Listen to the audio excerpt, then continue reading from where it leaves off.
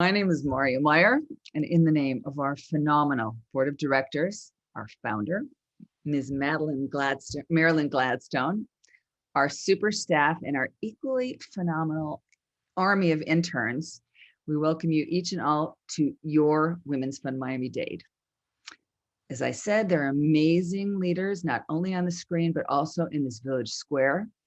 This is our village square where we come to don our gender lenses, to look with special lens and special perspective at equity and opportunity. It's an important thing. And I want to thank our amazing leaders, 1 Billion Rising, who are empowering with their sponsorship this whole Impact Collaborative series, and who were the first ones off the mark to say that they would be visionary sponsors of our 2021 Power of the Purse. We missed it last year. COVID, shame on you. You took away our signature event, but we're back and we're virtual. And we know that we're exciting when we're virtual because there are like 90 of us here already, and it's just a regular Thursday. So you can imagine what we're doing when we're doing the Power of the Purse. Want you to know that it's going to be fun and it's going to be interesting. It's going to be April 8th. And Carolina will put her contact information in the chat just in case anybody wants to sponsor, if you have questions about tickets. And I have to say that I need to do a test run. So since we're going to be doing virtual door prizes during the Power of the Purse, I'm going to pick a random number today, and one of you is going to get a magnetic W pin because I have to make sure that we can do this correctly. So I'm testing on you all today. So one of you attendees, sorry panelists, you're not eligible, is going to win a little door prize today. So stay tuned at the end. Now I want to do special thanks to elected officials who come. Gina Alonso is here from Senator Marco Rubio's office. There's so many attendees today that I can't start to mention. You know who you are. Community partners, amazing community partners, direct service providers, donors, grassroots donors. Thank you, thank you, thank you for your contributions. You are clean energy that fuels this organization. Endowment donors, donors large and small, we thank you very much. It's part of our mission, and we need fuel. So all together, we can do what we need to do. I want to thank our current board members and former board members. And back to those current board members, we have 9, no less than 9 new board members who have just joined us within the next 2 weeks. We have a 20-person strong board, the most representative ever in the history of our organization, only to date, because we're going to keep on iterating onward and onward and onward. We're really, really grateful to have everybody here with us today. So onward, speaking of leadership and speaking of magnetic, it is my true pleasure to introduce Leanne Buchanan. Leanne, please take it away. Excellent. Well, thank you so much. I'm Leanne Buchanan. I am the president of Air Ventures, recent rebrand, which became public this week. And we are a nonprofit tech ecosystem consultancy that focuses on equity and inclusion. And I'm also the founder of the NIA Project. So I know there's a lot of young women in the room, and we provide a global leadership fellowship abroad through experiential leadership, as well as tech-enabled college access. I am here today to talk for a couple of minutes all about leadership. And I've got a different approach to leadership that I'm really excited to share with you. Just some food for thought before we kick off what I know is going to be an amazing discussion. So first off, what's great about women leaders? You know, this is one of the main pillars of this organization, but what's great about women leaders is when we lead, we get results. So if you look at the statistics, women actually create new businesses at a rate that is 1.5 times higher than everybody else. And companies that index really high on gender diversity are 15% more likely to outperform their competition. But here's the problem. Women lack equity of opportunity to lead. So when we look at the statistics globally, women hold just 24% of senior leadership positions. And here in the US, it's actually 21%. Women represent only 45% of workers at large companies, but only 4% of CEOs. And when we surveyed globally 22,000 publicly traded companies worldwide, 60%, I'm going to say that again, 60% of publicly traded companies worldwide have 0 female board members. So it's not that we have a leadership problem, we have an equity problem. And I think the best way to solve some of our biggest equity challenges is to think about how we can be more intentional about our leadership. So some of the leadership narratives that we always hear are, to lead, you've got to be, and we'll just go back a slide, please. To lead, you have to have a natural talent. I don't think that's true. Some people say that men are natural born leaders. I don't think that's true either. And I actually believe that everyone is born with the capacity to lead. Honestly, we all know you don't come out of the womb, as Oprah or Gloria Steinem, but we all have the right ingredients to be amazing leaders. And so my goal today, in like the next 5 minutes or less, is to share with you a very different take on leadership. So I actually want this to be as interactive as you can get in a Zoom room webinar. So I'm going to ask you to chime in the chat with your answers to the question. Please share just one word that best describes how you lead. And I know there's a lot of folks in here, so please chime in on the chat with your one word that best describes how you lead. When I think about leadership, I see listening, by example, inspiration. I love it. Keep chiming in. I'd love to see everybody chime in. So we're taught that leadership is a noun. It's something you do, or it's a title that you have. But I want us to think for a moment about a different approach. What I've learned is leadership is actually a way of being. Leadership is a state of experience. If anybody meditates, you get into this really calm state. So my favorite quote in the entire world is by Charlie Parker. And he always says, if you don't live it, it will not come out of your horn. Same thing goes for leadership. If you're not living out your leadership, you're actually not leading. If we could just go to the next slide. So I believe leadership is a verb. It's like a daily practice, like, brushing your teeth. It's got to be cultivated. It's a skill. You learn it by doing it. Just like we learn to read or speak another language, you got to practice it every day or it's going to go away. So I want to share with you in the next couple minutes 4 components of leadership that I think make us experiential leaders. So 4 things: intention, excellence, empathy, and integrity. That's actually the pillars of experiential leadership that we teach our fellows in the NIA project. And so I want to go through a couple of questions for you to reflect on and tips that are helpful for you to really cultivate these 4 forms of these 4 components of experiential leadership. So we'll start with intention. Simple question that you should be asking is why? But not just why, at the beginning of the day, but why for everything you do. Why did I send this email? Why am I having this conversation? Why am I proceeding with this strategy? My tip for you is to remember that when we ask why, or when we lead with intention, that purpose becomes a barometer of both our time and the opportunities that come our way. Second, leading with excellence. And I don't mean just like checking the box and going after your achievements. If you've ever done Strength Finder, one of my strengths is I'm an achiever, so I'm really a go-getter. And I think that we're socialized to believe that you should go after a gold star. But when I talk about excellence, what I really mean is asking yourself, what will it take to deliver my best in every circumstance? And my tip for you when it comes to leading with excellence is to lean into your superpowers. Honestly, we all have superpowers. We all have superpowers, and taking some time to reflect on what you do best, what you're good at, where you're in your zone of genius.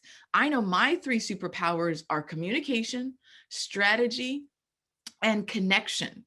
So I'm always thinking about, when I'm trying to lead with excellence, how I can operate in those superpower domains as much as possible. So if you've got a superpower, I want you to go ahead and just drop what your superpowers are in the chat so we can call out what these superpowers are of the amazing folks in the room. So what are your leadership superpowers? So listening, I love that. The next part of experiential leadership is leading from a place of empathy. I think that's so important. The questions that you can ask are, how might I seek to see from the other side? Another question when it comes to leading from a place of empathy in inclusive spaces is asking, how does my privilege shape my perception? So often, if we're not asking these questions, we're bulldozing ahead without thinking about the people we're interacting with. One of my favorite tips is from 7 Habits of Highly Effective Leaders by Stephen Covey, is to seek first to understand before you seek to be understood. Taking a step back out of self and really asking, how is the other person experiencing me and this moment? So I know I'm at just about my 7-minute mark. And last but not least, leading from a place of integrity. The question you can ask yourself is, how might I live out my personal values in all aspects of my life? And the tip I have for you to lead from a place of integrity is to create a purpose statement. What's your purpose statement? Have you taken time to do that? If anybody's ever heard me speak, and I say this all the time, I say it to myself every morning. So if you've heard me speak, it's like you're not getting anything I haven't said. Is my purpose statement is people, purpose, and impact over everything else. That is the lens through which I view everything I do, every action, every opportunity, every project, every partnership, everything. People, purpose, and impact over everything else. And it's really a reflection of my values. So you as a leader have an opportunity to create a purpose statement that helps you to lead with integrity every moment. And so as we transition to the panel, I want you to think about which one of these, you know, 4 elements resonates with you and why, and feel free to give feedback in the chat. And as I close out, just remember, the question is, how do you lead? How do you lead with intention? How do you lead with excellence? How do you lead with empathy? And how do you lead with integrity? So thank you so much for the opportunity. And I really look forward to being a part of the panel today. And that's how you can get in touch with me. I lead by listening often because I have smart people like Leanne to listen to, and smart people like some of our young leaders who are going to be asking questions today. So I'm going to tell you how this webinar is going to work. First, following up on what Leanne said, this is experiential. We will be doing 3 polls today. We need you to participate, please. This is a super highway, not even a 2-way street. We're also going to ask you to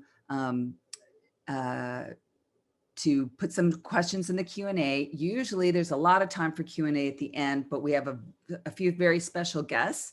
One that you see here on your screen, Ceci's with us to ask some questions live. And we have some other amazing students who pre-recorded some questions. The audio is not perfect, so we're gonna roll a few of them. Other ones, you'll only see the subtitled questions, but we want you to know that they are with us in spirit, even though audio is imperfect. When this ends, you will also get a very, very short, really easy survey in your inbox. Please fill it in. Your questions and your comments and your quotes are gold. We do listen and we apply and we keep on iterating. This is, as I said before, and we'll never stop saying, this is your Women's Fund Miami-Dade, and we cannot keep on iterating and growing without your participation. So onward to our next ingenious panelists. They are going to prove what great leaders they are by condensing their self-introductions to just 2 minutes, even though they have so much to tell us. I have a fun fact that the first time I met our first panelist, it was creating a major virtual event some 15 years ago for the Latin Grammys when I was a vice president of the Latin Grammys. And now, President Pumariega, please continue to introduce yourself. Welcome. Good morning, everyone. Good morning, my friend. Boy, lots of things have happened almost 15 years ago since we were bringing the Latin Grammys to Miami, I think for the first time. Really a privilege to be here. I'm Madeline Pumariega. I'm the president of Miami-Dade College. I was born and raised in Miami. I'm a Hialeah girl. Played basketball at Miami-Dade College, came back and spent 20 years at Miami-Dade College. Was the Wolfson campus president. And then after 20 years, I left Miami-Dade College to lead a nonprofit organization to help break the cycle of poverty through education, hope and mentorship. And Take Stock in Children statewide was an organization and still very passionate about, because it is building economic mobility, one of the pillars of this organization through that education. Shortly thereafter, I was asked to be the first female chancellor and Hispanic chancellor to lead Florida's college system, which is made up of 28 colleges, just like Miami-Dade College, but across the state, serving 800,000 students. And I served as chancellor, and I'm now fortunate to be back home to serve as the first female president of Miami-Dade College, a place where I had so much opportunity for growth and for leadership. And, as Leanne said, to hone in those leadership skills. And I do so today. Just to kind of wrap up the introduction, Leanne said, she leads people, purpose, and impact. And very similar, it's about purpose, passion, and compassion. So thanks, and I'm privileged to be here. Thank you so much. And now, a true pleasure to introduce Ms. Monica Richardson. Welcome to Miami, almost. Thank you. Thank you so much. Yes, you say it's almost, because I am moving next week to Miami from Atlanta, Georgia. I'm happy to be here this morning. Monica Richardson, the executive editor of the Miami Herald, the El Nuevo Herald, and the Bradenton Herald, the Florida region for McClatchy. I'm excited to be here. This is a tremendous opportunity for me coming into a new community. I'm born and raised in the Virginia, DC area. And as I said, I will be coming to Miami next week, and I am working for an incredible newsroom. I am a journalist to my soul. It's all I've ever done. And I'm coming from the Atlanta Journal-Constitution in Atlanta, Georgia, where I was for 15 years a leader in that newsroom. And so I have an awesome responsibility in a new newsroom. Leadership to me is, I put in the word, I try to lead fearlessly. I am stepping into a role that a woman was already there before I got there. And so it means a lot to me to carry this forward, not just as a woman, but as a Black woman. Last year, we experienced an incredible amount of racial reckoning in society. And so I feel like I have an awesome responsibility as well. Journalism is essential. It's essential to making our communities better. And so I am looking forward to doing just that as a part of the Miami community. I'm happy to be here today. Thank you. So exciting. So exciting. Lieutenant Harris, good morning. Good morning, everyone. My name is Lieutenant Junior Grade Karita Harris. I'm originally from Baltimore, Maryland. I was raised in a family of 4 by my dad and my 3 younger siblings. I am the first in my family to attend college. I attended the Coast Guard Academy in New London, Connecticut, and graduated in 2018. I was one of 5 Black women in our class and one of 18 African Americans in our class at the time, which was the largest ever and has since begun to increase. At the Academy, I was a member of the Genesis Council, which was an African American diversity council among our affinity councils, which was originally created to support African Americans when the school was first integrated, and now serves as a safe space and also to educate the entire Corps on diversity issues and to share culture. I also played rugby there. And I continued to play rugby a little bit after I graduated. I served my first tour in Jacksonville, Florida on a pretty large ship, about 210 feet long. And we patrolled the Caribbean and the Eastern Pacific in search of drug smugglers and looking for people at sea that might need to be saved. Right now, I am the commanding officer of the Coast Guard Cutter Ibis, which is a little north of Miami in Fort Pierce, and we stay a little bit closer to home. So we patrol the Florida coast in search of drug smugglers and anyone that might need help at sea as well. That's about all I have right now. I'm also the second African-American female to ever command a Coast Guard cutter. So with that comes a tremendous responsibility as well. Thank you. I'm happy to be here today. I don't know about you all, but I just feel safe. Thank you, Lieutenant. Thank you, Lieutenant. And bringing in the future generations and an entrepreneurial spin, Valerie Lopez, welcome, welcome. Hello, everyone. I'm super happy to be here. I'm Valerie. I am a creative entrepreneur and photographer. I'm originally from Cali, Colombia. I am the CEO and co-founder of Shoot My Travel. We are an online platform that connects users with professional photographers in over 100 countries. Our mission is to keep empowering creative photographers around the world by creating quality jobs for them to do what they love and what they're passionate about.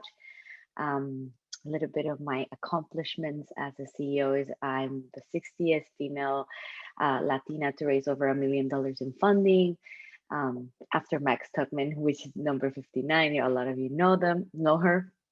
And I am also an ambassador of my country right now.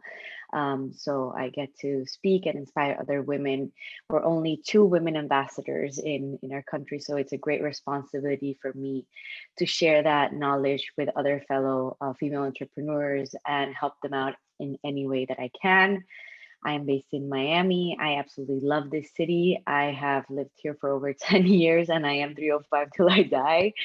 And I love what's happening in the city. I love connecting with other women and I love to be of help in any way that I can and to give back to my community because I feel that it's given so much to me already. So excited to be here with all these other amazing women. So excited. So excited. Now we have our very first question from a young leader. And this first young leader, the audio, once again, it's imperfect, but we're going to play audio for the first 2 questions, but you can feel free to read the subtitles, panelists. My name is Emma with the Overtime Youth Center, and my question is, with women in leadership, what are some of the biggest problems you see that they have to navigate, and what are some of the solutions? And we're going to go in order and we're going to ask you to respond first, Madeline.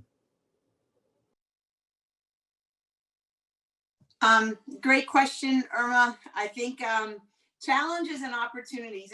I will say that I always look at challenges as opportunities for growth. So I don't necessarily envision the obstacles that might come my way as much as trying to leverage where there's an opportunity to change the trajectory of the institution, or I think most importantly, maybe change the mind of the leaders within the institution. I will say, just to answer your question, something I'm asked a lot about, and I don't think men get this question, but women will get the question about how do we balance life, home life and children and professional career. And I'd like to say that I never achieve balance. It's a balancing act. Some days I do well and some other days I scratch my head and don't think I balanced very well that day. And then I reset. Every sunrise is an opportunity to do it again. So I don't put the pressure to have this perfect balance and really call life and leading much more of a balancing act. And how about you, Monica? So, it's a problem. The problem I see often is I'm the only woman in the room, the only woman at the table, the only Black woman in the room, the only Black woman at the table. And to me, that's a problem. And I feel like I'm sometimes the only one who sees it. I'll be in a room and sometimes I'll find myself looking around thinking, does anyone else see this? As a solution, I try to make sure that I'm fully present in all of those situations. And if there is another woman in the room, to make sure that I am making room for other people to speak up. and making sure that voices are heard. I feel like women are often held to a higher standard than our counterparts. And that may be an internal thing too. It may be something that we struggle with that's not there, but I do believe that there's a higher standard that that we are held to, and having to advocate a lot of times for ourselves. Also internally, I think just trusting our own voice, and realizing that our voice does matter, and that we have to not be the wallflower, if you will. And sometimes those things are hard to overcome. The other two things I'll add: building alliances. It's harder sometimes as a woman to build alliances and to build trust, even with our own female counterparts. And that can sometimes be a hurdle to overcome. But in all things, I say, keep pressing forward. I love that the question said, what is the solution? And the solution is through, honestly, organizations like the Women's Fund, right? Through panel discussions like this. This is where we can find and offer solutions and have each other's back, if you will. It's important to do that. The last thing I'll end with is a sense of having to work 10 times harder, 10 times harder as a woman, 10 times harder as a Black woman. And I try to never, that is my stepping stone. That is what I use as the rock that I step up on and say, I'm just going to keep pushing and keep trying to push harder. Amazing. Lieutenant Harris. I would like to echo Miss Monica's sentiments about often being the only one in the room, and additionally feeling as if sometimes that you're speaking for the collective, speaking for all women, or speaking for your race. And while you feel that responsibility, but also you might just have your own opinion as well. So I think some of those solutions are educating our male counterparts, especially those of us that are in predominantly male environments, and having them be comfortable to have these conversations. It's not just women that can answer questions about women's issues, and it's not, just someone of a certain race that can answer those questions. I think the solution is educating all people about all of our issues, and I think we saw a lot of that in 2020, and I hope to continue that in 2021. And also, as she said, building alliances and through mentorship. So I'm the second African-American female, and I won't be the last. I hope to see the third this year, and I hope to see many more after that. So I think it's building upon the sacrifices that women before us have made, and to do our part to bring up more. Thank you. Valerie Lopez, take it away. I'll piggyback on all of your great ideas, because I can't say it better than what the three of you said. I would say one of the biggest problems from my personal experience and what I see in my community is access, and having access to being in that table, even having an invitation to being part of that table. It has taken me a long time and a lot of knocking doors. And I know a lot of other women in the Latin community have gone through that same issue, and in the Black community, like all of us women go through that, might be going through that same experience of having access. So I see it also as an opportunity, once you are the first woman to open that door, to continue to give access and provide that access to other ones, to come and sit with you at the table and talk to you and be part of the conversation.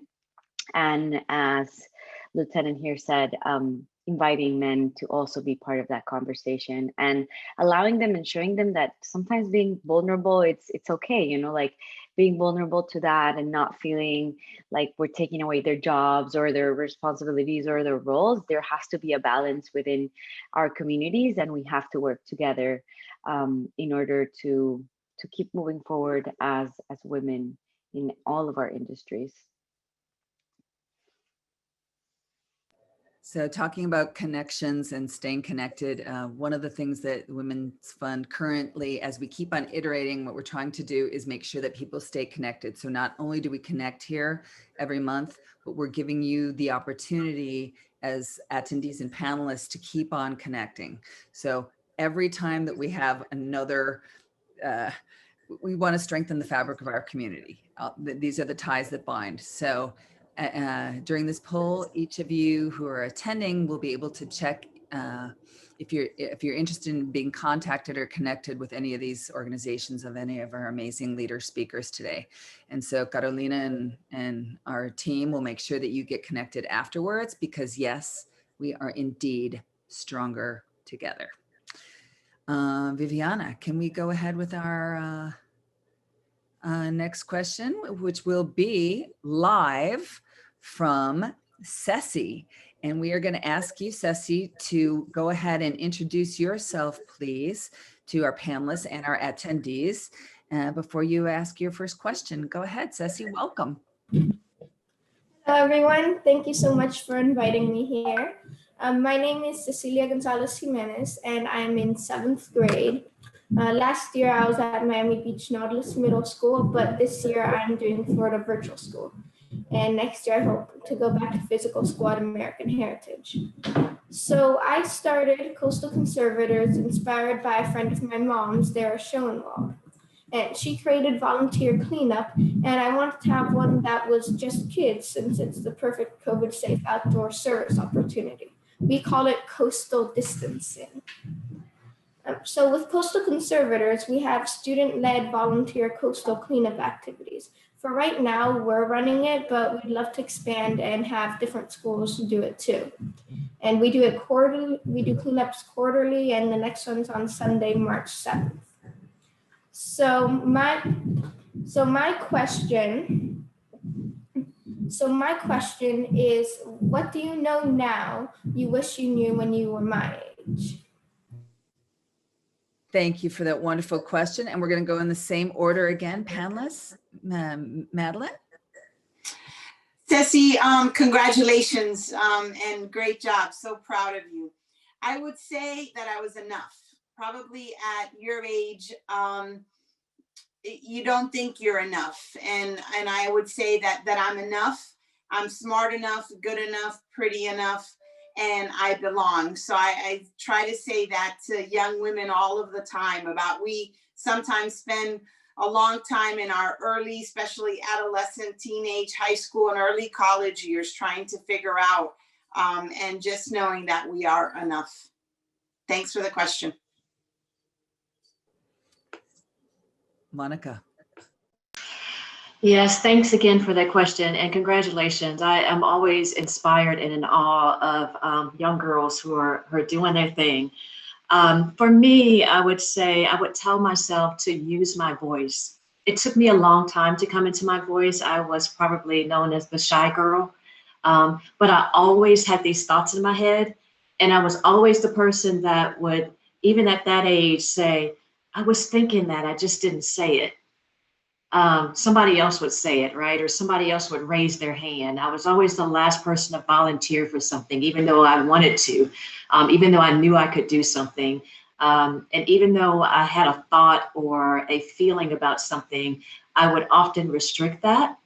One of my superpowers is sort of intuition and a sense of perception and awareness. And so I'd sit back quietly.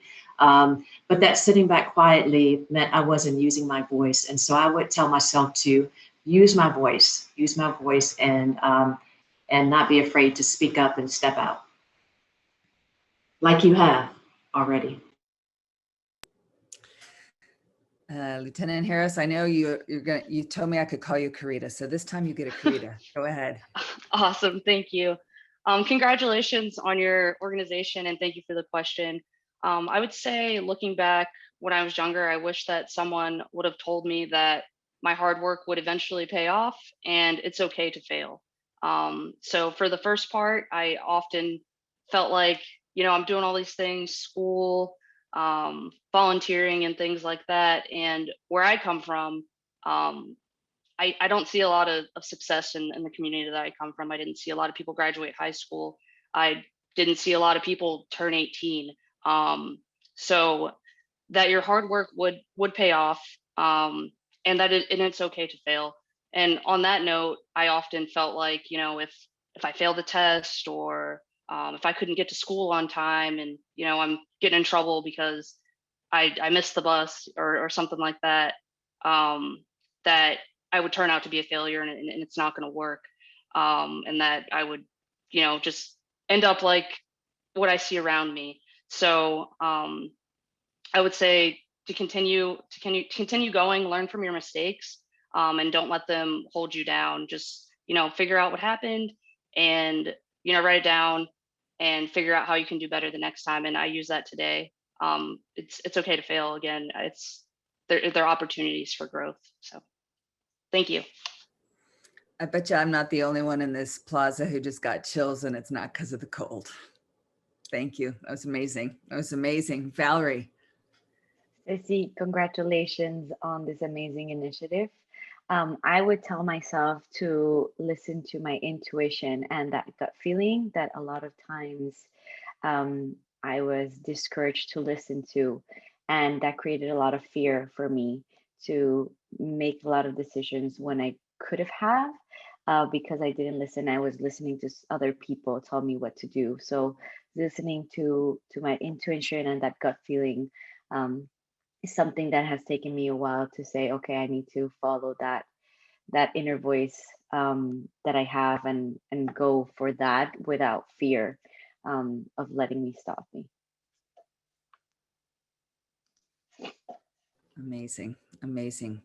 Now we're going to launch our next poll as we have our next question from a young leader from Honeyshine. You can have it all, just not at the same time. How do you balance your professional life and personal life? So I think, Madeline, you started to answer that in one of your earlier responses, but can you take it a little bit further? Sure. I think, what I mean by balancing is, first of all, knowing what your values are. What are the things that you value, and being guided by that is really important, and finding that balance, because it really is that internal compass. I also think that then being intentional about creating the balance. And when I say the balance, it isn't that you're doing mathematical arithmetic of how much you're spending time where and what, but that you are creating the balance of your values. For me, faith and family, I'm grounded on my faith and family. So the time that I spent there is reflected in how much I value it. And that's a way that I'm grounded in spending time with family, in investing in my community, of giving of my time. And so, I always say it shouldn't be another pressure point, but it should just really be where at the end of the week, I do reflect on what about this week.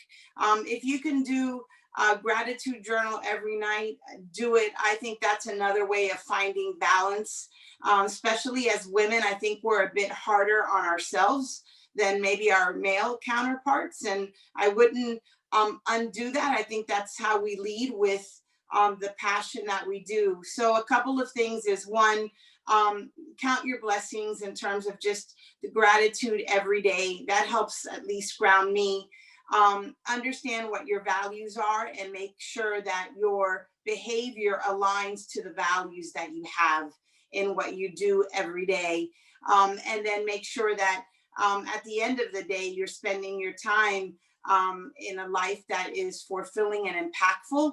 And those are some of the things that I do. And get out and run and exercise and laugh and connect with friends. I think it's so important to live in the moment. And that helps me also create that balance. Wonderful. Monica. So a slightly different answer. I don't think, I think balance is a myth. I think that, and this is something that, to be quite honest, I struggle with. So for me, it's managing. It's less balancing and more managing.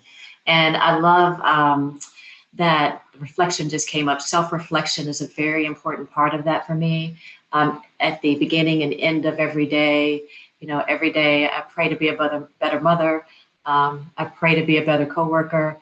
And at the end of the day, I think, what did I do today? Did I have dinner with my daughter? Did I make time for her? Was I present for her? Was I present on every phone call that I was on at work? And so it's a constant management for me, personal management. I don't think that I'll ever see it as having balanced anything. But I'll be very honest, it's something that it's hard. It's hard for me personally. And it's probably my greatest struggle because I do put that extra pressure on myself to try to be present in every one of those spaces. And it never happens.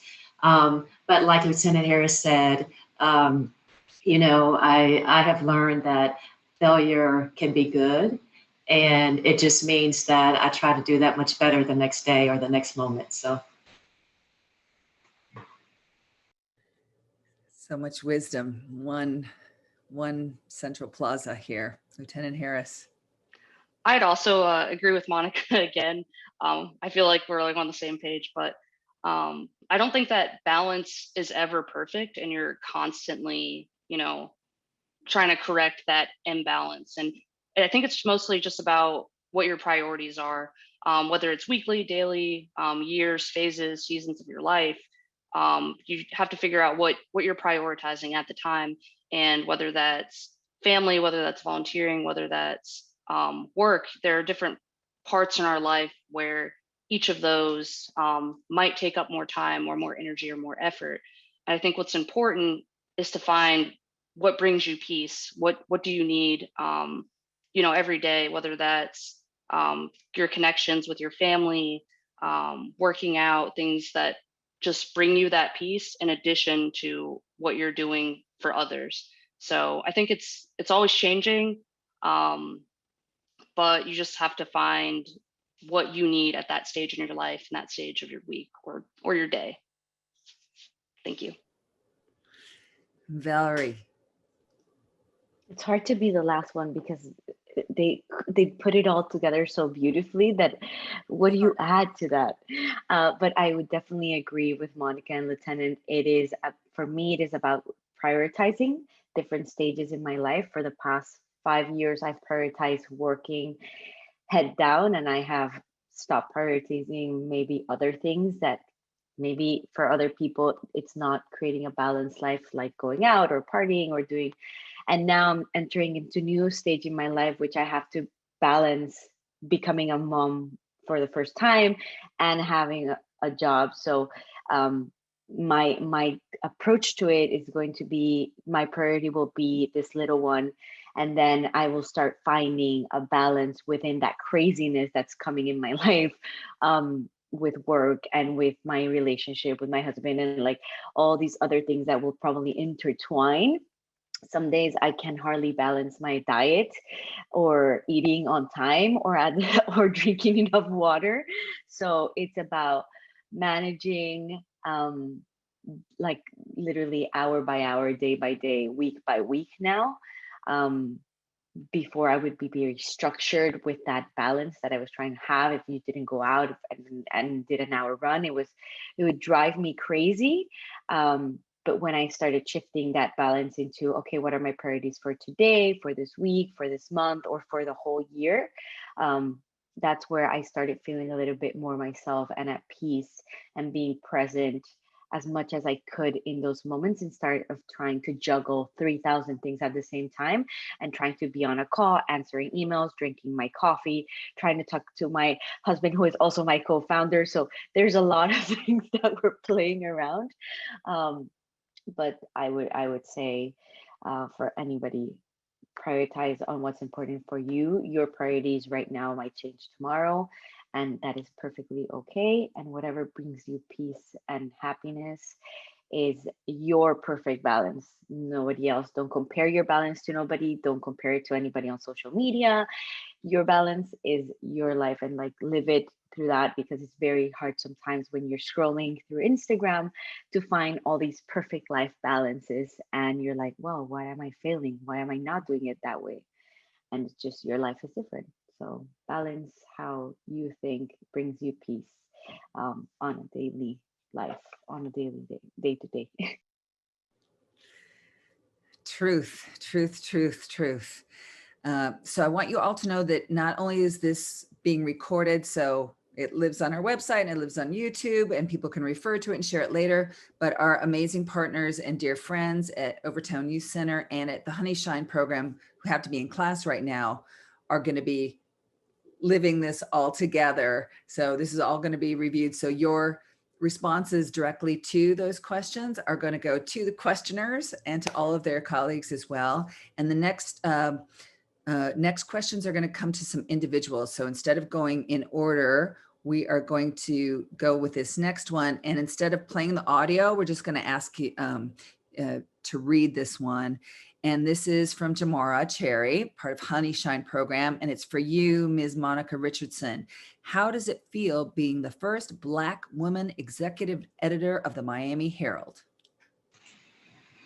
Thank you, Jamara, for that question. So I'm going to answer this with two sides of my brain. So the first time I saw the article about me taking this job, the headline said, first Black executive editor in 117-year history of the Miami Herald. But as honored as I was, the first part of me was like, well, yeah, but I'm not just Black, like I got skills too, right? And so it's like two sides. There's a part of me that will be glad when we don't have to celebrate these first as often and that they are part of the norm. But on the other hand, I cherish it, right? On the other hand, I cherish the fact that, and I'm honored and blessed to be in that role. It's an awesome responsibility. I feel like, I operate under the mantra that I am the dream and the hope of the slave. And I live that all the time. Cicely Tyson, who just passed, said something that really resonates with me, that we don't stand on the shoulders of our ancestors, we stand on their backs. And that kind of statement makes me proud to be in this role. And I know that it comes with not any burden, but awesome responsibility. So it feels good. I feel very blessed and honored. But I will say there's another part of me that's like, okay, let's get over the first and let's realize that, I'm there to do a job and I'm going to kick ass doing it. And so it's kind of two sides. There's a side that feels very proud and honored, and there's a side that's like, yeah, but there's skills that come with that, right? But I do understand the example that I have to set. But I'm just going to be myself, right? I'm Monica, and I'm Emily's daughter. And so it's two sides of the brain, but I feel very blessed and honored. Once I got over that initial hump of seeing the headline and people started reaching out to me, people who I've mentored over the years, it began to click up a little bit differently. I realized how much it meant to so many people, so many communities who don't see themselves represented. And for them, it matters a lot, and that's important to me.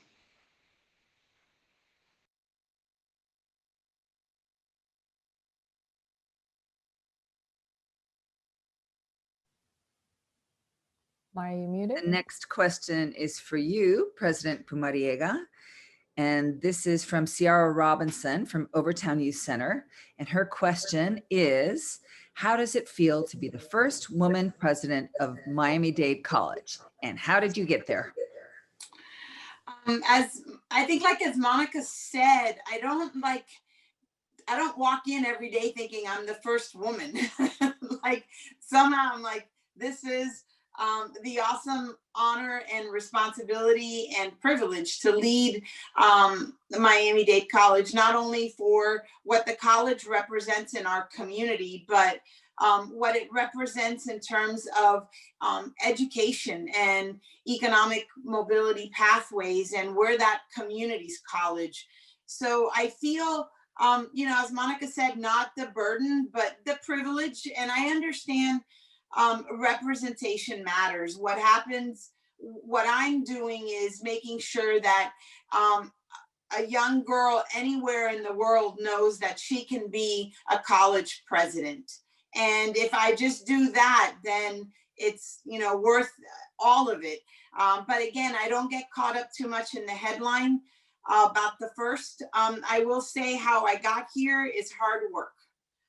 There really is no microwave path to a career. It is hard work. It's dedication. It's, again, having clarity around your purpose and passion. It's sometimes making tough decisions.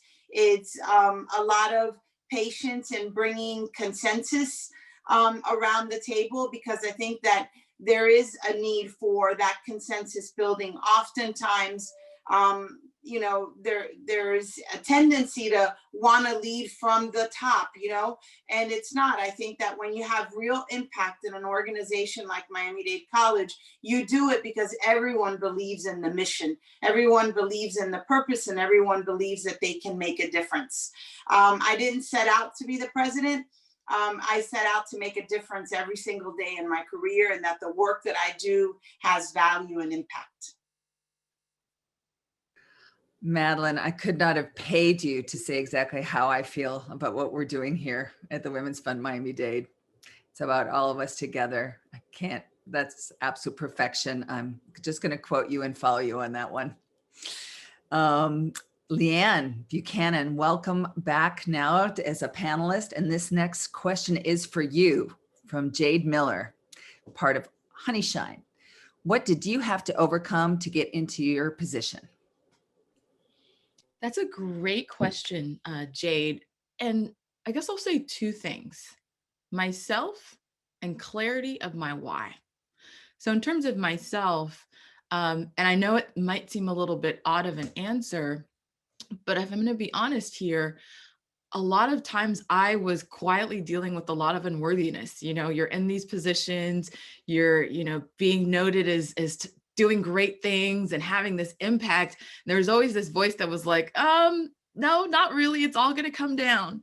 And so that imposter syndrome that we never talk about, but so many of us experience, is one of the things that I had to overcome and just begin to do it scared anyways, not playing small, not shrinking beyond my capacity, and just walking into the opportunity. And, you know, James Baldwin has a quote that says, you have to decide who you are and force the world to deal with you, not its idea of you. I had to really understand who I was and what my idea of myself was to really step into my leadership. And how I did that is the second part, which is the why. Really having clarity of purpose helps me overcome unworthiness. So society conditions us to be outcome determinate, what you can achieve. I had to learn to cultivate both a growth and a purpose mindset that shifts my focus from checking the box, achieving a title, you know, I'm a lawyer as well, becoming a lawyer, becoming a partner at a law firm, to what can I learn from every experience, and how I can help others grow from every project or platform that I have the privilege of leading. So myself and my why. Fantastic. So now we are going to invite Ceci back again, and she's going to ask a couple of questions. The first one is for Lieutenant Harris, and then the next question she asks after that will go to all of you, including you, Leanne, so all five panelists. So first, the question, Ceci, please, for Lieutenant Harris. So for Lieutenant Harris, who or what inspired you in your career? I would say, so before joining the Coast Guard, I would say that my dad inspired me. He pushed me to achieve anything that that I could put my mind to. He never said any limitations on what he thought that I could do. And at a very early age, he encouraged me to take part in conversations that maybe like a 10, 12, 14-year-old wouldn't, such as politics or the economy or just philosophy, things like that. So once joining the Coast Guard, though, I felt like I was able to navigate in a variety of circumstances and amongst different people. And I'd say who most inspired me were just my mentors and the people around me. There's just so many inspirational people that I can't pick out one, but reading the stories of people that have come before me and accomplished great things, I can't pick one. I'm sorry.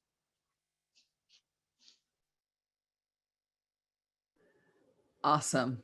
Ceci, now we're going to ask you to ask your next question, and we're going to let's go backwards. So we will not leave poor Valerie always answering last. So we'll start with Valerie and we'll work our way back and end with Leanne. How's that? So Ceci, ask your question and we're going to start with you, Valerie. Okay, and so Lieutenant Harris touched upon this a little bit earlier, but so I have to ask the obvious about the other half of the population. So what's a man's role in this and how can they help and be involved? Ooh, that's an amazing question, Ceci. I think their role is to, one, accept that there is an issue and there's some inequality happening right now, and not disregard it and like look at it aside saying like, oh no, women are crazy, that doesn't happen. So accepting it, I think, is one of the biggest things that their role play, because they come from an advantage point and they have other resources and tools that maybe they're not aware of having throughout their life and their careers especially. So that is one. And the second is being open to communication and opening the doors for other women. And the third would be not being afraid. Like, we're not here to take over any like our counterparts' jobs or anything like that. We're here to work together, actually. Like, that's part of what feminine energy does, is building. We're the glue of society. We bring people together. We're creative. We're the ones that create life. We're like the bonders of things. So if we are able to achieve a certain balance between that igniting fire of our male counterparts and our way of bringing things together, I think we can work with more intention and with purpose for our society and the rules and the goals that we have. So it's just coming together and inviting them to be part of the conversation and accepting and just moving forward. Fantastic, Lieutenant. I think our male counterparts have a few responsibilities. One, to be curious. Someone acknowledged it earlier, but we all hold some sort of privilege and some sort of bias. So to be curious of what that is, and to listen to those that are different for us. So for them to listen to women and their stories and what they're coming from. And additionally to learn, and that's not just asking questions. That's not just, reading a Facebook post. It's actually doing real research and coming to these conversations informed, as opposed to just the passing question here or there. But I think we need to establish a real understanding of what's going on in society, rather than what we see on social media or in passing conversation, which is more of a surface level. I think we all have a responsibility to learn more in depth. And then finally, I would say the last step is to empower. So for men and women to use their positions of responsibility and privilege to empower women coming up in the world. So it's not just acknowledging it and learning it. We have to do something about it. So that's all I've got. Amen to that. Amen to that. Monica. So I also had listen down on my list. I've got listen, I've got collaborate and motivate. And when I say collaborate, I'll say respectfully, like women leaders don't need fathers in the office, right? I don't need a dad to tell me what it's like to be a mom and how they understand. And but what I need is somebody to collaborate with me and motivate and empower too, and to make room to elevate others, to realize their own limitations, and to recognize where strength comes from in a team, and that strength looks different than what they look like and what they see in the mirror.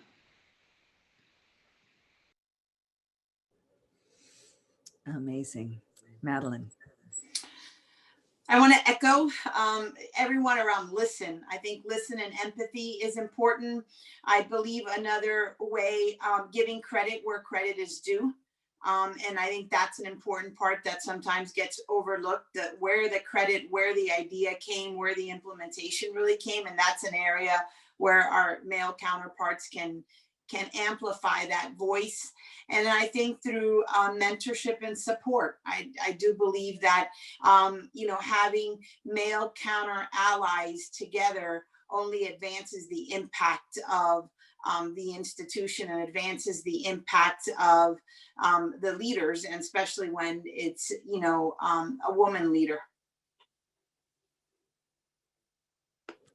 Leanne. Awesome. These are such great answers. The only thing that I would add is when you think about the definition of ally, it essentially means to form or enter into an alliance, to unite, or to form a connection. So it's really about being intentional. It just doesn't happen by accident. So there's three things that I would say to male counterparts that just came to mind as we're having this conversation. One, use your privilege. Don't speak on panels or serve on boards unless it's representative. And not just representative in terms of a gender ratio, but look at the intersectionality and those that fall within the LGBTQIA category. Second, use your voice to champion issues that relate to women. Oftentimes we're thinking about championing issues that only relate to our own experience, but try to understand the lived experiences of women and use your voice to elevate it. I think a lot about, Saifa Shuf, who's really vocal on Twitter right now with this Miami tech movement, who will always tag women leaders and say, hey guys from Silicon Valley, what about these amazing women leaders of color that are leading the tech ecosystem? So he's using his voice. And last but not least, use your power. Power is an interesting concept. MLK defined power as the ability to see change realized. And so that means, as everybody said, elevating women or other people that are marginalized if you have the power and the position and the platform to do so. We've had a complaint in the chat that where are the applause emojis. So I'm just we don't have one. So I think that's for you all folks. Ceci, would you like to ask your next question? And I think we can do the same kind of backwards thing if that's okay. Start with you, Valerie. Sound good? Well, actually, so I've already gotten so much wonderful information from all these amazing women, and I'm sure there are some people I'm sure there are some viewers that have lots of questions they might like to ask. So if possible, could we give some of the other people a chance to ask questions? Absolutely. So we're going to offer to everyone to please, since there's so much going on in the chat, I will have missed them. So if you have a question, can you all go over to the chat, to the Q&A icon, so I can notice where they are. And in the meantime, I'm going to ask, and sorry to catch you all off guard, but if you each have some kind of a call to action or something that you'd like people to focus on as some kind of a takeaway today. It can be a call to action. It could be a special takeaway today or sharing. And I'm going to start with you, Valerie. Sorry, now you're on the tough end of the stick again. I'm going to start with you. Sorry, I couldn't hear very well, Mara. So do you have a takeaway or a call to action that you'd like to give to our group today while we're getting more questions here in the Q&A?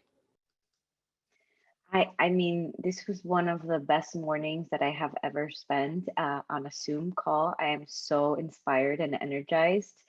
And that would be my takeaway. Like, I am blown away with everyone's answers, from Madeline, Leanne, Ceci, Monica, Lieutenant.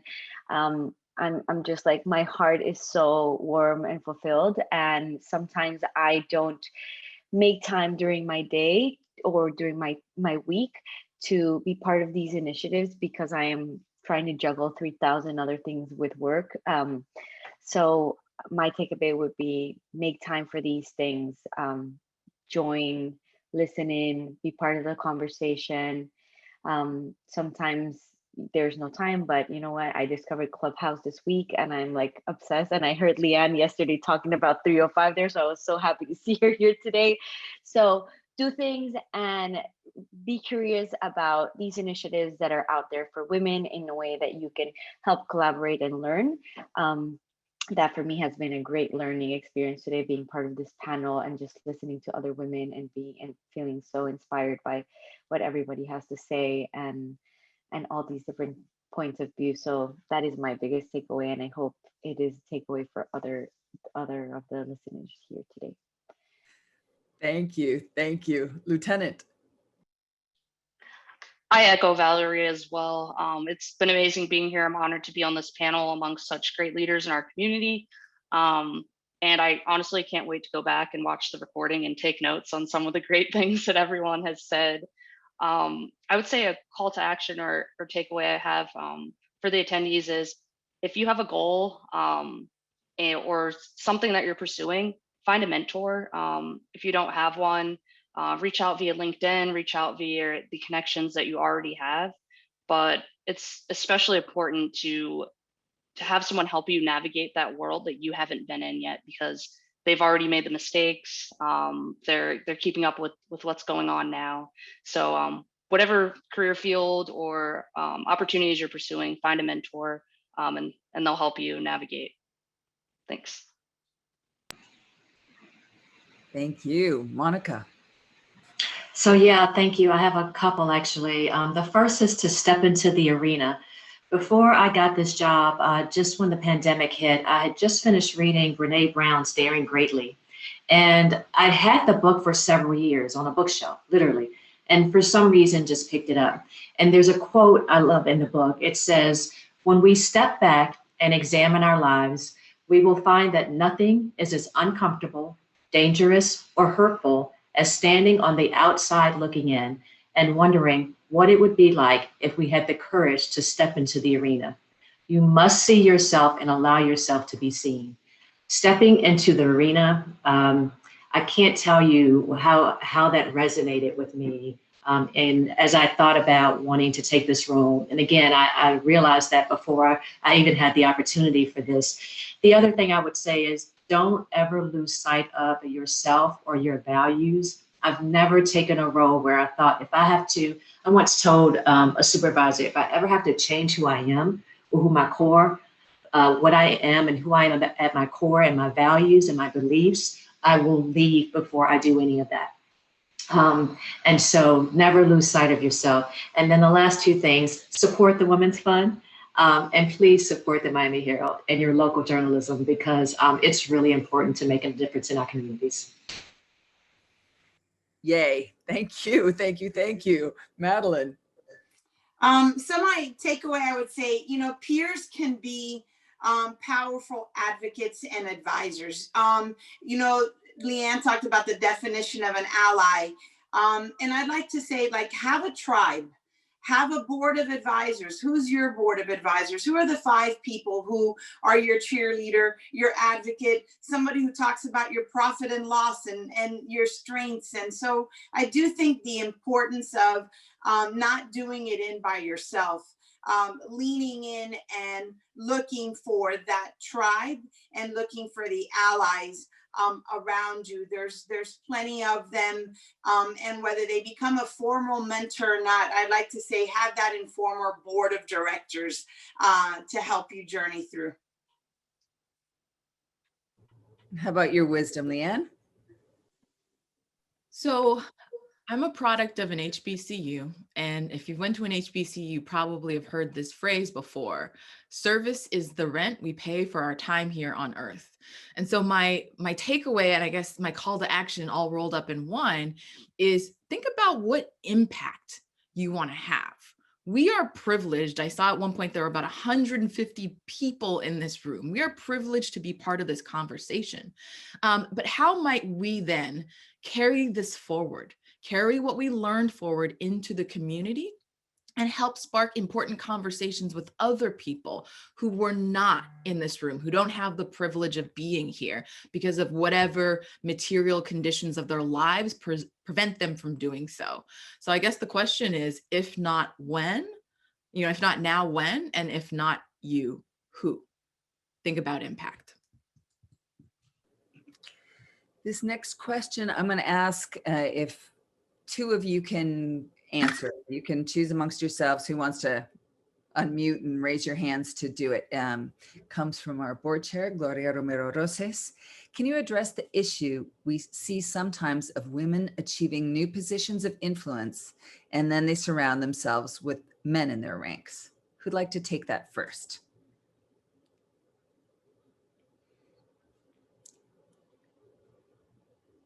Madeline, you can't turn your camera off. Get the answer. No, Go no. ahead. So I would say I was trying to unmute. I think you're right, and I'm proud to say that in the first hour of becoming president at Miami-Dade College, on the first day a month ago, I named Malou Harrison as our provost, Jamaican American, strong woman leader to lead. And serve as the provost of the college. I do think you have to, as a CEO, surround yourself with the most talented folks. Make sure that it is a representation of your own values and of the institution's mission and where you're headed. And if you find yourself surrounded or you're trying to select from leaders and they're male within the organization, take action and create a women's leadership pathway. So it may be that on the first day, the institution hasn't created a culture of women leaders. And if you can't surround yourself with strong, talented women leaders, create a leadership program and a mentorship program immediately to make sure that you don't find yourself in that space as you make decisions to grow the institution and select the leaders. But I'm proud to not have done that on my first day and to lead by example and opportunity. That's awesome. And we should all stay really connected. Carolina from our team has posted our LinkedIn. So that's a great way. If you connect with the Women's Fund on LinkedIn and we're all connected on LinkedIn, then you'll see who all is linked and you can often then go ahead and link with each other. So what another great other tool. And we should ask, we should show up and we should ask. Please follow us on LinkedIn, then you can connect with one another, plus all the other social media. Let's make this fabric ever stronger. Monica, were you willing to? Yes, I was gonna just add two things. One is to call it out when you see it. I think it oftentimes people see those things happening and they never say anything. They never say, that doesn't look right. Why is it happening that way? And then I would just add to what Madeline says, and to create succession plans, right? It is important to look at succession for ourselves in these roles, as well as around the room in different roles. So those two things I wanted to add. Fantastic. If anybody else wants to, go ahead and unmute. And if not, we're going to go on to the next question, which is, being a leader takes so much hard work, like Monica said, sometimes 10 times harder than everyone else. Do you ever just take time to recharge?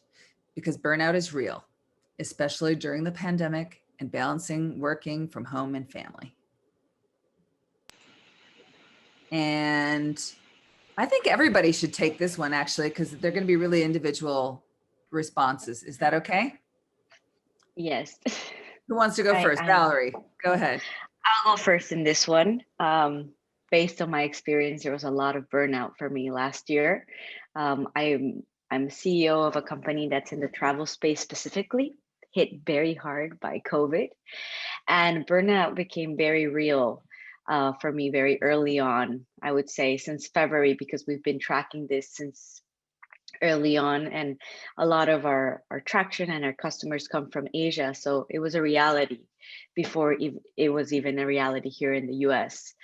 And yes, I did have to take some time off and recharge. And that for me meant disconnecting from anything that was electronic around my house, and taking some time to really breathe, especially when all the this crazy, I would say was, sorry, let me put my thoughts together.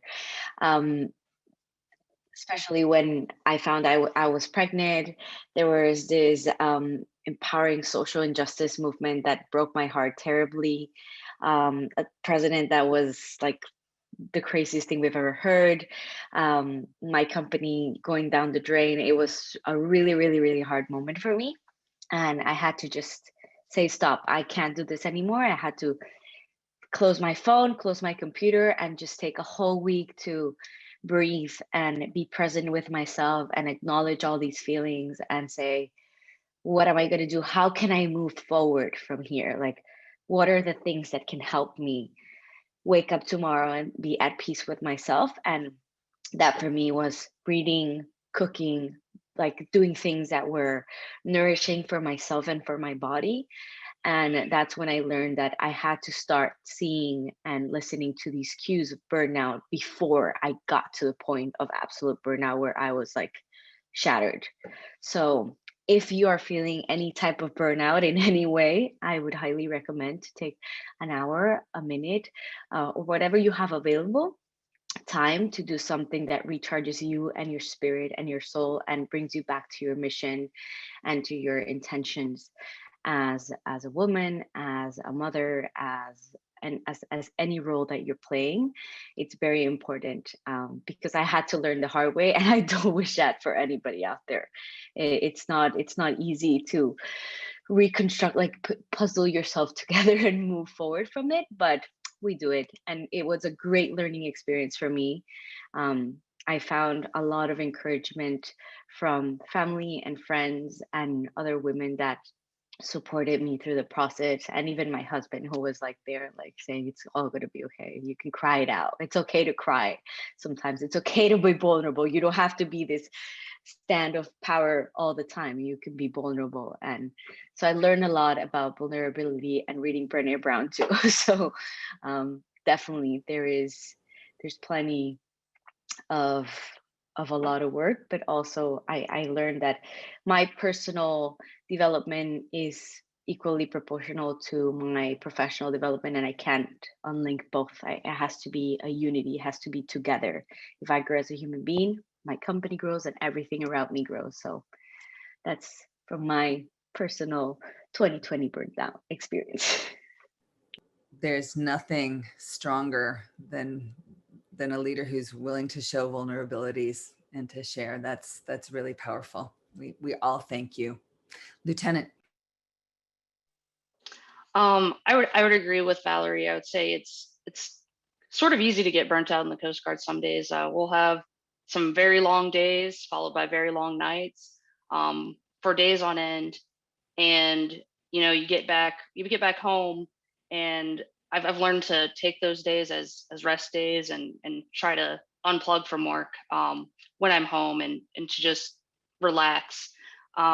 I've kind of gotten to a balance of that for a while, but I started to realize, especially with the pandemic and not being able to at least go hang out with friends or travel home, it sort of gotten a little monotonous. I might, go really hard at work and then come home and just relax, and that's it. So I would say picking up new hobbies, learning new things. I just recently started to surf, and that kind of refreshed me a bit. And additionally, trying to like unplug from electronics, but without being able to see friends and family. My really close friends and I do a weekly either Facebook Messenger chat or a Zoom chat, and we just talk about our weeks, our plans for the future, just funny things that we saw. And that's a really good way to get back like that social aspect that we've been missing so much. And how about you, Monica? So I did something for the first time in my life during the pandemic when it first hit that I'd never thought about before, and I sought therapy. And it was a big moment for me because I didn't think I needed a therapist. I thought I could handle everything, I would be fine. I make time for prayer and daily devotion, and I'm just going to keep on praying my way through. And it wasn't until I got a therapist that I realized how good it was and how it was okay, and it didn't come with any stigma. It meant that I had taken a step toward my own self-preservation, if you will. And I got a Peloton, like everybody else. So I have, challenged myself there. And then I have been really trying to ask for help. I'm a single mother and in a big role, and I had to go to my mom and ask for help. I had to go to friends and ask for help.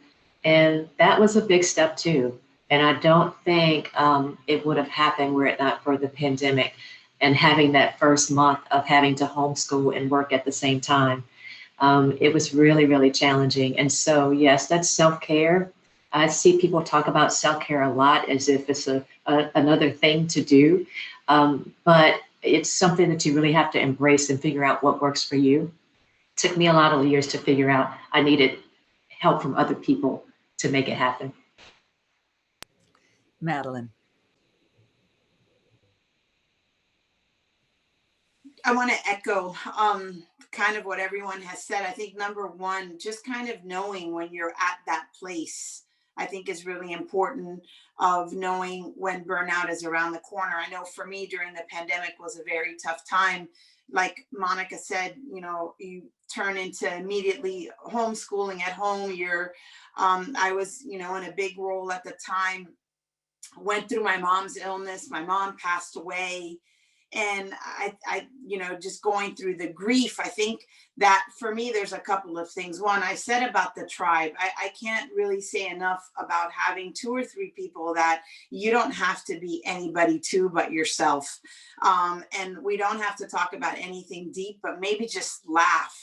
And be able to just be ourselves. And I think that's important. Second, for me, it's getting outside. I realize how much for me being outside and near the water is good for my soul. So it's being intentional about that. And I think I've tried to build that in much more now, and getting out and running or walking or whatever it is. For me, music is important. It grounds me.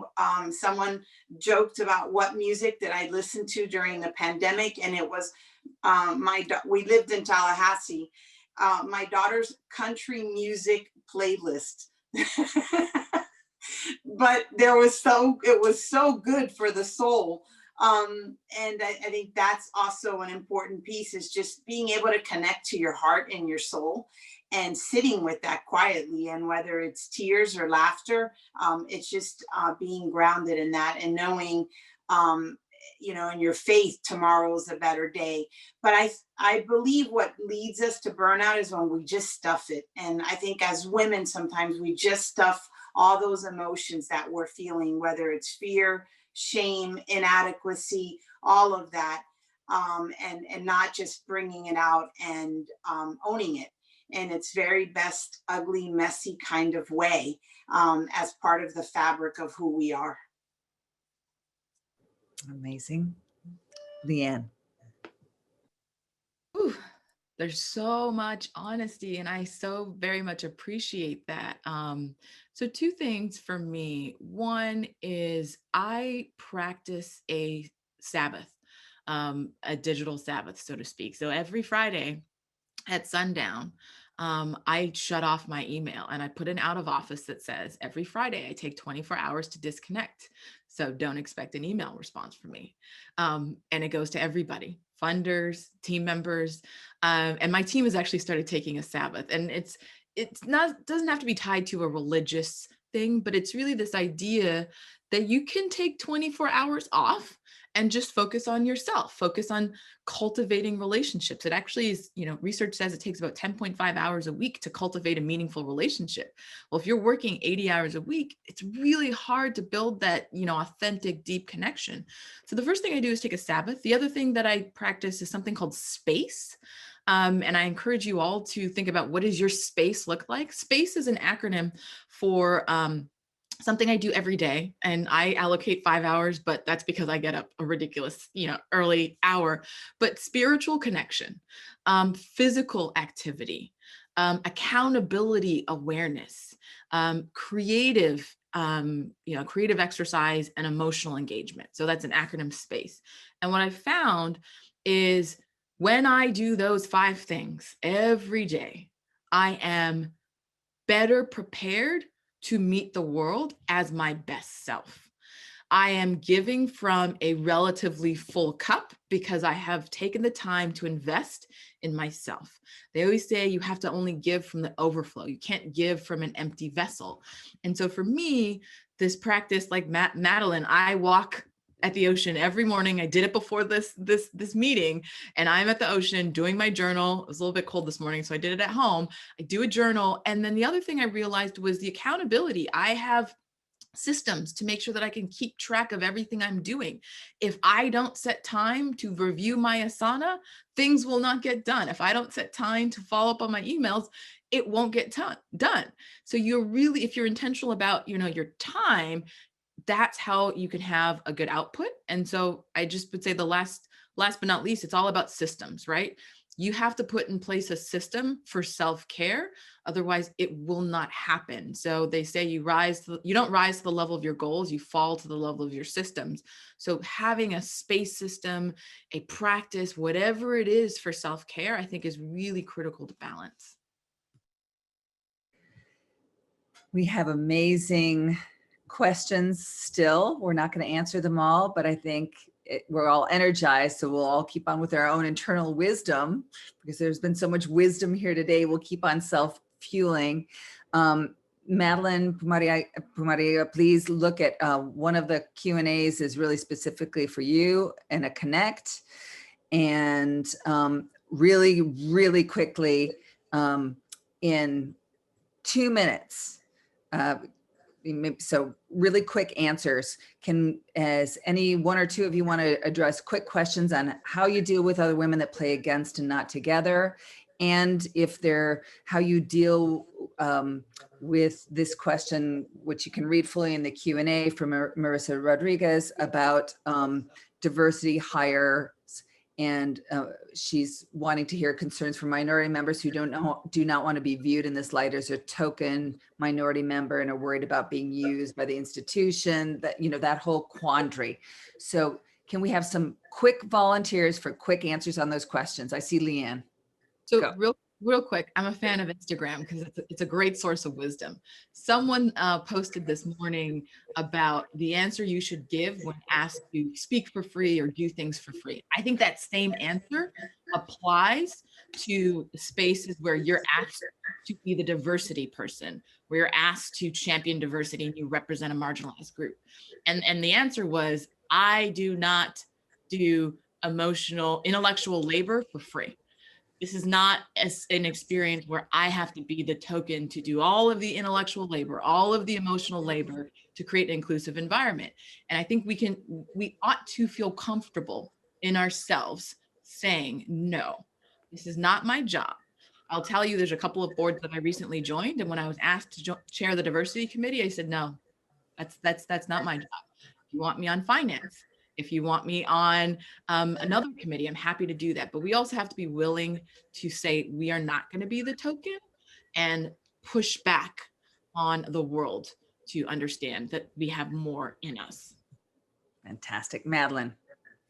I love, there was a line in there that said that Leanne speaks to the nerd in someone. She speaks to the nerd in all of us, right? Like Leanne is my hero of not just today, but all-time hero here, speaking the truth and in her power. So I love that statement. I just had to say it because she speaks to the nerd in all of us. I want to address the one about women, tearing down women. So the first thing I'll say is have a zero tolerance around you. I'd love to say this to my daughter all the time. That's a 16-year-old. Successful people talk about ideas. Small people talk about people. So if you lead with that and you ensure that you're not contributing it, and in your space and in your leadership and in your boardroom, there is no space for that, it stops. And as a woman, catch ourselves. It is so easy to be critical of each other for our hair or nails or what suit. You're playing a small game. Rise above that. And, like Leanne said, be accountable to your space, and in every way possible, be in the business of lifting people, and especially lifting women around you. Amazing. I think we got Debbie Hoffman's call to action in before. Our vice chair, Arthi Ramappa, you're going to see all of these women again. So we'll get your questions in about visibility in the future next time we all meet, because these conversations continue. April 8th, experiential Zoom, Power of the Purse. It's going to be curated. We're going to make it real. Marisol Centeno, the computer chose you to win our magnetic pin. And I happen to know you, Marisol, past president of the League of Women Voters and many other things. You proved that random picking for our virtual door prizes works. So we're going to send this to you, Marisol. Come for more fun on April 8th. Your feedback is really, really important to us. So please don't ignore the exit survey. It's just going to take you moments, and then you can relive how much fun you just had. All right. And join us the first Thursday of every month for another one of our 4 Pillars Impact Collaborative. Next month, it's going to be kind of fun. Is this legal wage and opportunity gaps in the field of law, our economic mobility pillar. So please do join us. Have an amazing week. Stay stronger together. Thanks for being here. Thank you, panelists. Unmute yourselves. Thank you. Everyone. Thank you. Thank you everyone for coming. So much. Thank you. Ceci, all right, can older people come and do cleanups with you, or do we have to be? Yeah. Yeah, of course. The more people, the better. Awesome. Well, I'm pretty good at that.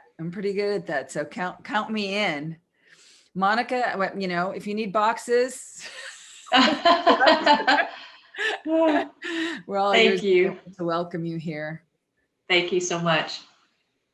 Monica, count on us, whatever you need. You're not in it by yourself in Miami. I appreciate that. I'll hold you to that. You got it. You got a tribe here. Yes, thank you. I know single momming yes. through a demanding career. So Okay. Well, I have to go to school now. Bye. Bye. Bye. Bye. Karita, you've got a whole ship to run, right? Yeah, I should probably check my email this morning. Y'all take care. bye, Thank you. everybody. Take care. Bye.